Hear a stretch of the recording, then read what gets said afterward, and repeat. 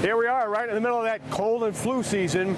Our recommendation, preventative measures. Take 2 aspirin and drink plenty of our special tea. That will serve up to you tonight on NEOtropolis. This is not business as usual.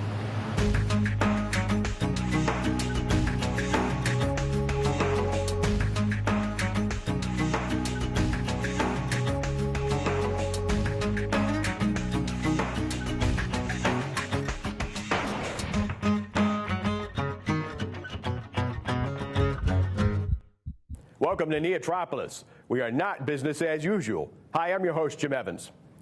All of us here on NEOtropolis are in agreement that tonight's show is not your ordinary cup of tea.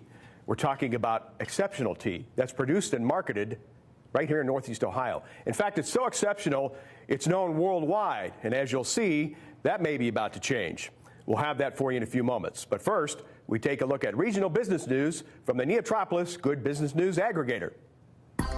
This is the good business news along the I-77 corridor for the week of January 24th. Tuesday's Cleveland Plain Dealer business section reports that Team Neo, a 16-county Northeast Ohio business attraction group, brought 672 new jobs and $40 million to the region last year, an all-time high despite a struggling economy. Tuesday's Akron Beacon Journal front page reports that a New York City equity firm has agreed to invest $98.5 million into the Akron-based Goodyear Tire and Rubber Company's global headquarters construction project. The state of Ohio is also providing $10 million to go toward the $160 million project. Construction is expected to begin in March. Tuesday's Akron Beacon Journal business section reports that Akron-based GPD Group, an engineering and architecture firm, will expand into Marion, Ohio. Employee-owned GPD Group is involved in the $900 million Riverwalk Goodyear headquarters project. Wednesday, both the Cleveland Plain Dealer and the Akron Beacon Journal business sections report that Ohio's second-largest bank, Cleveland-based KeyCorp, reported a profit of $390 million for this year compared to $1.6 billion of losses each for the last 2 years. Also this month, KeyCorp offered federal regulators a plan to repay the $2.5 billion loan it received through the government's Troubled Asset Relief Program. KeyCorp will be the last of the big banks in Northeast Ohio to repay bailout funds. Thursday's Cleveland Plain Dealer business section reports that Cleveland-based distributor and retailer of paint, coatings, and other products, Sherwin-Williams, reported that its 2010 profits were up 6.1% from 2009.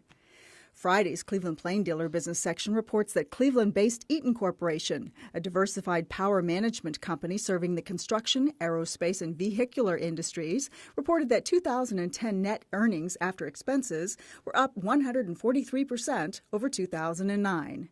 Friday's Akron Beacon Journal business section reports that Canton-based bearings and steel maker, the Timken Company, reported that 2010 revenues were up 38% from 2009.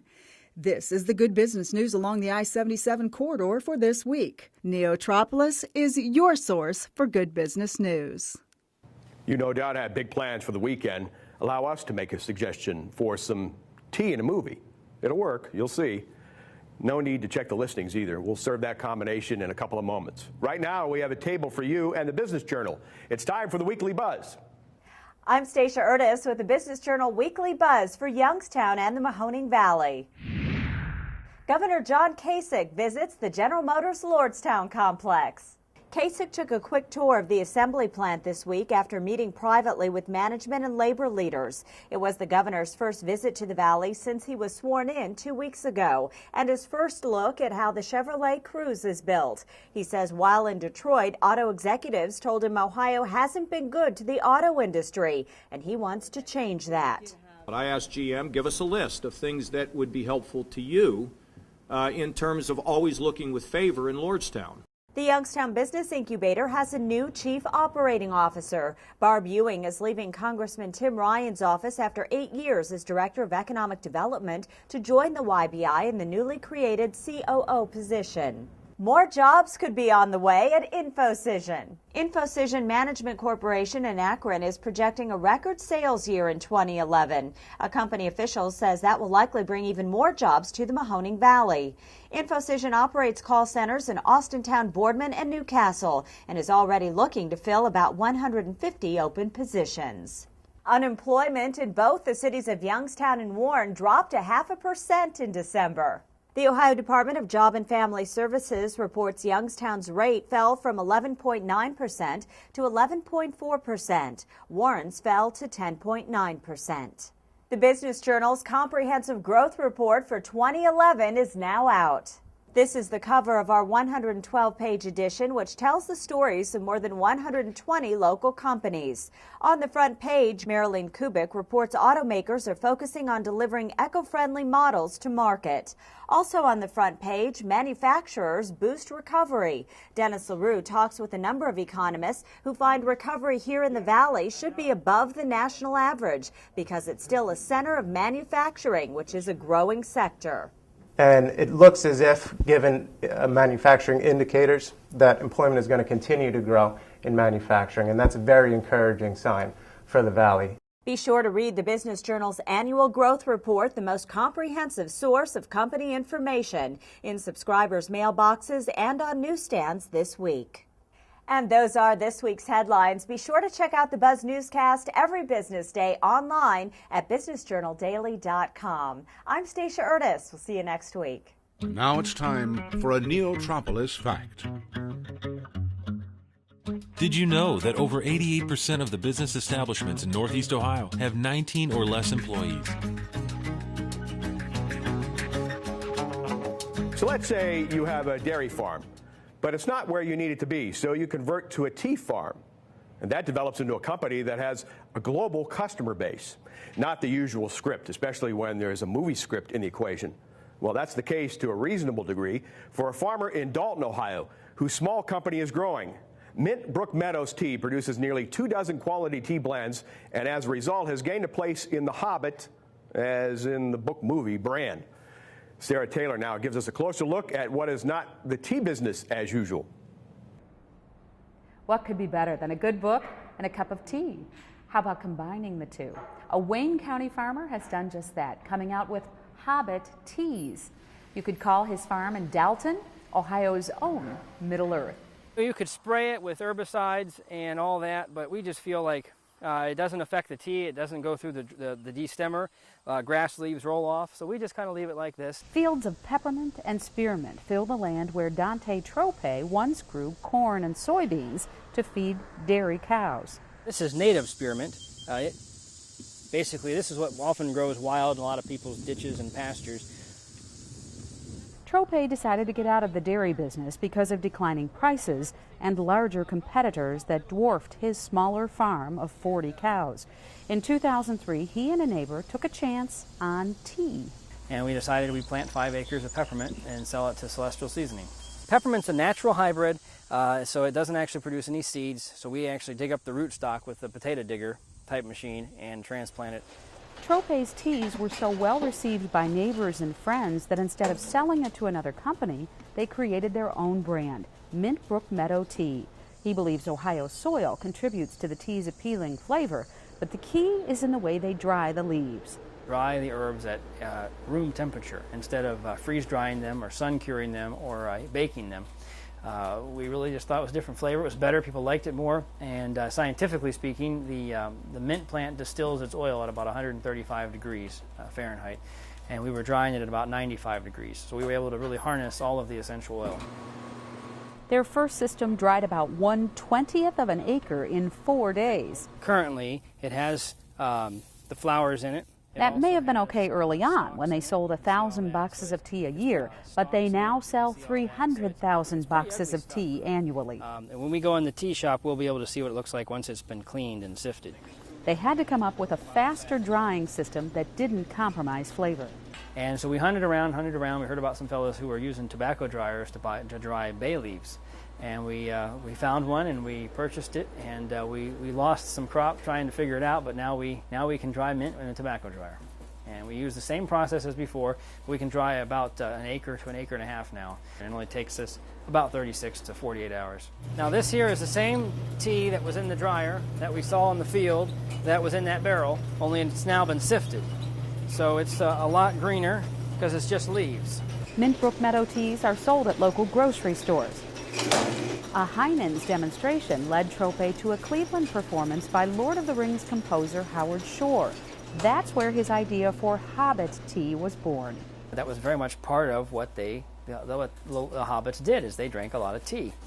And, you know, I contacted what it was called Tolkien Enterprises, and I presented the idea to them, and they were kind of keen to it. They wanted to do something like that anyways, and they thought a smaller company that would basically focus more on quality than just putting out a tea with that label on it would enhance all of the Hobbit-related products. It took time, but Trope's company eventually won worldwide rights to produce Hobbit tea. We actually worked with artists from the Cleveland Art Institute who did all the artwork on our boxes, and we're working with them still. We're coming up with 3 more this year, and we want to have at least 12 different Hobbit teas by the time the movie comes out. The deal has been a major boost to Trope's company. For a small company like us to be able to ship tea all over the world, to get our name out there, and not only can it help us in selling lots of Hobbit tea, it also gets our name out there as a packager of good quality tea, so that if a grocery store chain or anyone else would say, hey, wow, this is great tea, can you do some in my label? You know, the answer is yes. Trope has a half-dozen employees who are loyal to the product. I haven't had a lot of other tea since I started working here, but whenever I have, the taste just doesn't compare. The biggest challenge is getting the funds to cover the costs of producing more tea. They've gone from 1 variety to 21 different kinds of tea. We really have no line of credit right now, so we're just using, we're using our vendors for 60 days and turning it around, and so it's challenging when you walk in and you say, well, we got this new business. We've only been profitable for a couple of years. The first 5 years we were all on the red. I didn't come from, we didn't start out with a whole bunch of money. We were just dairy farmers who had an idea. And it's certainly the biggest thing we face on a daily basis is just the fact of finance. But Trope says they've already shown endurance in this effort and a willingness to evolve. They're eager to continue growing as long as they can keep on farming. And if it can help the community, all the better. We've got a lot of hard workers in our community, and if we can employ, 50 people, great. I mean, that's that much more money coming into this part of Ohio. And I think that everybody wins. And I think there's a lot of reasons to be in Ohio, and I think in the future, we've got, it's great weather in the summer, and we've got the lakes and everything, so I think we got to have reasons to keep people here, and I'd like to be part of that, if I could. Trope's company should get an even bigger boost after the Hobbit movie comes out. After a number of delays, shooting on the film is set to begin in February. At the Akron Library's Hattie's Cafe, I'm Sarah Taylor for Western Reserve PBS. Are you not doing business as usual? Then email us at neotropolis.org. Tell us how you're changing your business, organization, or government agency to compete in the new economy. And who knows, you could be starring on NEOtropolis, Not Business as Usual. So we took a look at tea production from a microeconomic point of view. Now we're joined by experts in the field for a macroeconomic perspective, or what we like to call fly-eye economics. With over 4,000 lenses, the eyes of a common housefly are among the most complex in the insect world. With us tonight are panelists Rich Schisler, an agent for Nationwide Insurance, and Gail Betterly, a retired member of the State Farm Bureau Board of Directors. Folks, thanks so much for being with us this evening. Brook Meadows, of course, started off as a dairy farm, and then they convert to become a mint farm, so to speak. Pretty drastic change. How common is that, and what are the challenges to do something like that? Well, you very seldom see someone change to that type of crops growing in the field, because usually when you talk about tea, everybody's taking their tea out of their backyard for their cat or for something like this. Here, the tea is being grown for actual consumption by human beings through markets and different stores and this type of thing. And your mints are a long-term type of a crop. In other words, once they're planted, they regenerate year after year, but it takes a couple of years to actually get the mint plant population up to the level where it becomes economical to cut and to harvest. That's very true. And every year they go in and they plow the mint back up or turn it under, and then it grows again come spring into the summer, and then they're able to harvest it again. It's really quite a good operation to watch and see how they work with the mint and how they handle the overall product as it comes up for consumption. As we saw in the story, the soil is really conducive to this type of farming where he's at. And where he's at, it's a dark soil, or what they would call a muck soil. And this has been ideal for growing tea products. Probably all over the world, wherever they grow tea, is grown in something of a humus soil or muck soil. He's doing a really good job from the standpoint of taking the ground and turning it over and planting lots of tea plants and then getting a very good production back out of it. Obviously, farming a much more complicated thing than most of us in the general public would think about. One thing we wouldn't necessarily think of off the top is insurance. Mm-hmm. Talk about how important that is in the farming industry, especially for the small farmer. Right. Well, there's a lot of things in insurance which we're covering to make sure that if there's a disaster, wind, fire, lightning, all this type of thing, that people will be able to get their money back out of what happened and be able to continue on. And this is really a challenge for people as well as us in the insurance business to make sure that people are insured up to whatever their net worth would be, or their product would be, or their buildings would be. Also, we insure for the crop, which there's a crop insurance.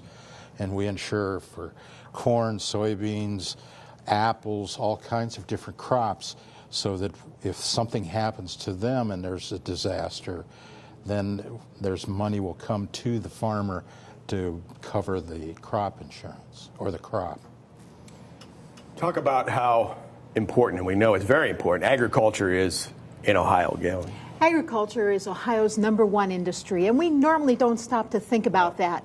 But Ohio, even though we are not a very large state, we are a very gifted state. We have some outstanding soils. You mentioned the mucks. We have some very deep and wonderful soils in our glaciated areas, and you get out into the western part of the state, some very flat fields that are ideal for growing soybeans and corn. So we have a very, very productive soil, and we also have that amazing quantity called water, which is one of the things that most of the country is not as gifted with.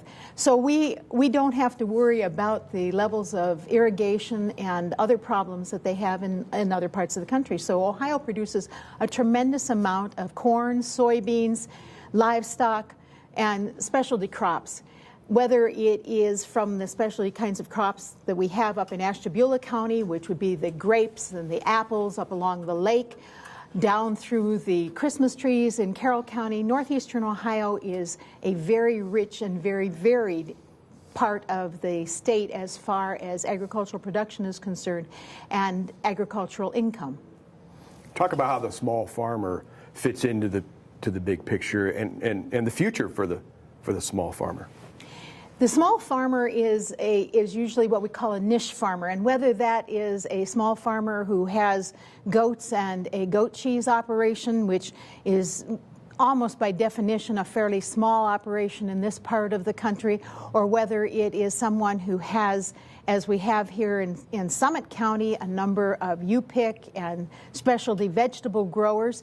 These small farmers fit a specialty market. They take care of the needs of their particular customers.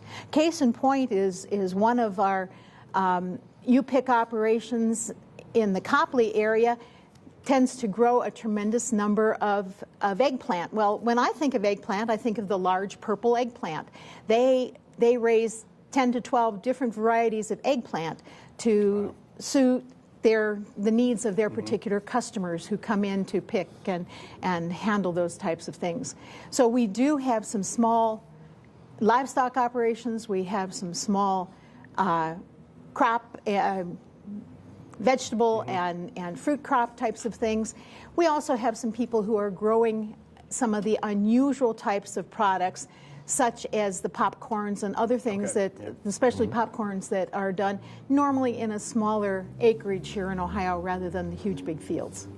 Plus the tea business is a very niche market type situation where they're growing on a smaller scale but coming up with very good production. And in the situation of what we're talking about here with Mint Brook Meadows tea, you know, they're going to be more of a specialized situation in what they're going to do for the movie called The Hobbit, which is going to be really quite a great situation. Hopefully everybody will drink Hobbit tea. Hopefully from the show. There you go. More so. You know, of course, crops are a commodity, and this is a unique situation where, you know, he's marketing and selling the product on his own. What are the challenges for perhaps a small farmer to undertake this type of direction? Well, it's the expansion part. It's the hardest part because he's starting out on a small scale, and as he progresses and the scale gets bigger, also the production will get more and the market gets more. So as the market gets more, it's just like any other company. You know, the more things you can sell, the better off you are. So, you know, he's got quite a situation where he's growing lots of tea and he's processing lots of tea, and I think it'll be a very good situation. A lot of people drink the tea, so it's very good. One of the problems that we have with the small, well, with any of the operations, is that we have to fit certain guidelines in order to assure that the product that we are producing, whether it is mint for tea or whether it is something like tomatoes or leafy green vegetables, is safe and is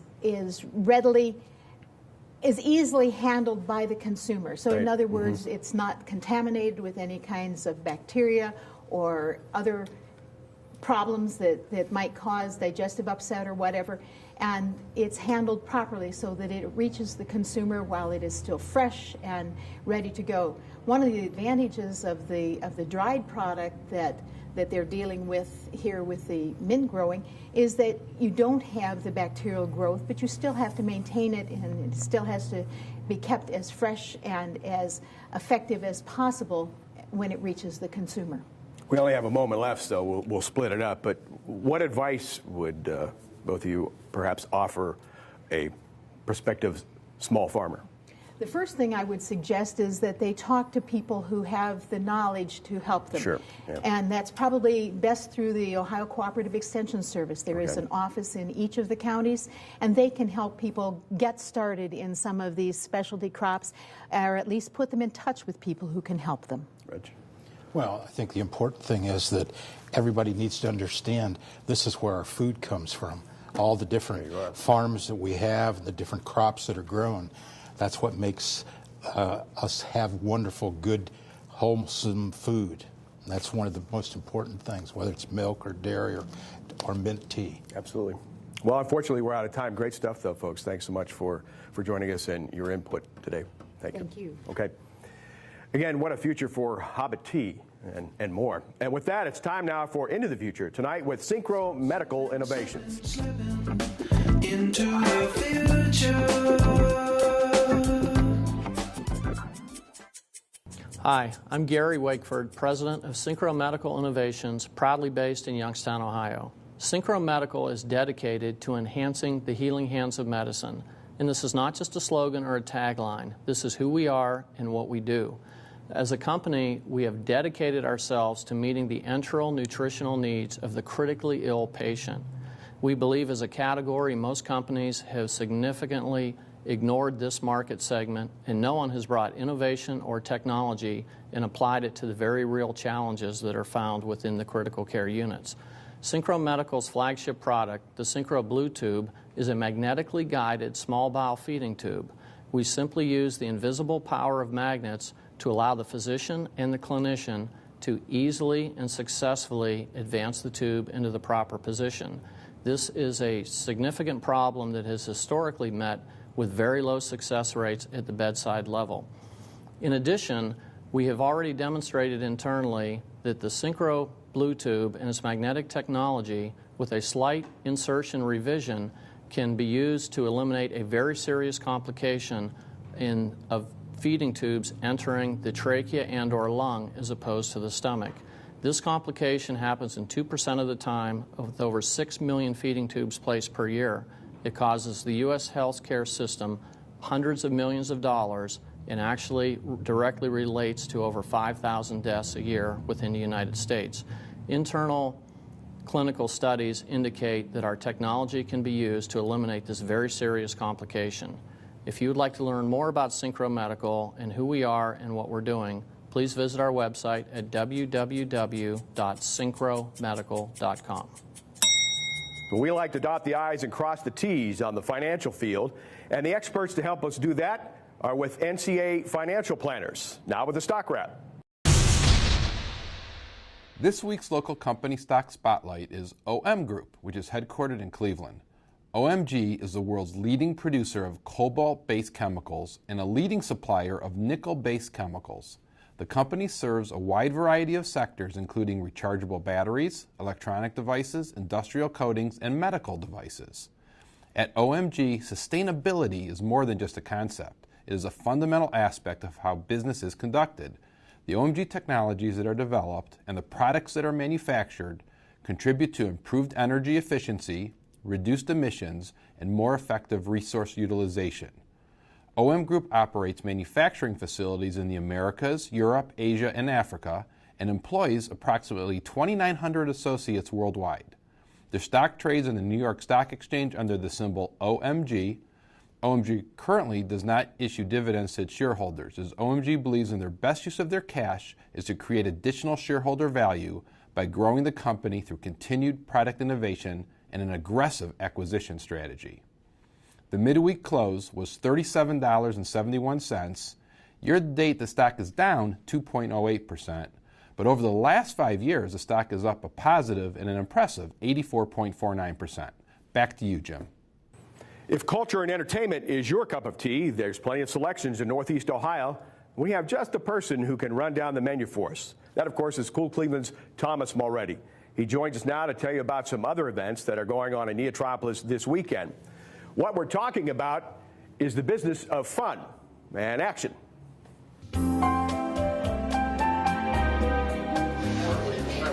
Hey, it's Thomas Mulready from CoolCleveland.com. And this week we're talking about cool lunch spots all throughout the region. You know, this is a great place for getting out at lunchtime, and you don't have to go to corporate, boring restaurants. You can go to cool places. For example, down in Akron, we would recommend Vegetarian. This is the place that Chrissy Hines started. She has a loft there. It's in the North Side restaurant. Vegan food, vegetarian food. And also a place called Bricko, which is a classier place, but also an awesome place to take clients or to just enjoy a great lunch.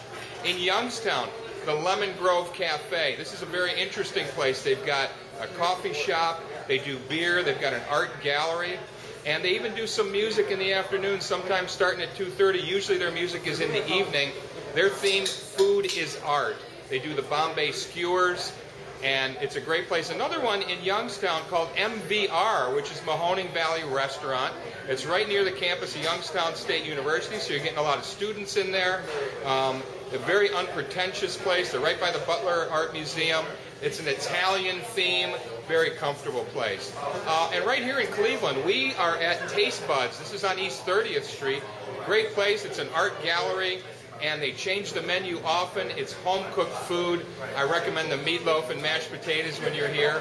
And also, we love Saigon on East 4th Street, and the same owners have Number One Pho, which is right up the street here near Asiatown, Chinatown here in Cleveland. So get out in Northeast Ohio and check out some cool restaurants for lunch. It's Thomas Mulready from CoolCleveland.com. Have a great week in NEOtropolis.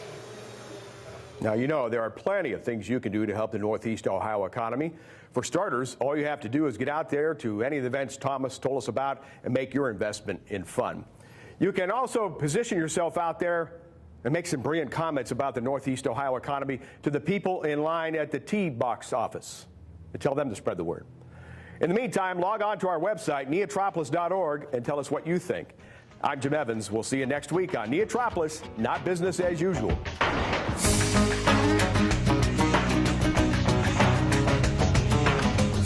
Funding for NEOtropolis has been provided by the Burton D. Morgan Foundation, committed to the free enterprise system. The Dominion Foundation. Jumpstart, working with entrepreneurs to accelerate the growth of their high-potential businesses to create a more prosperous economic future for Northeast Ohio. The Raymond John Ween Foundation. Youngstown Business Incubator. Next week on NEOtropolis, more buzz, stock wrap, and into the future. Find out who is not doing business as usual. Now stay tuned for Newsnight.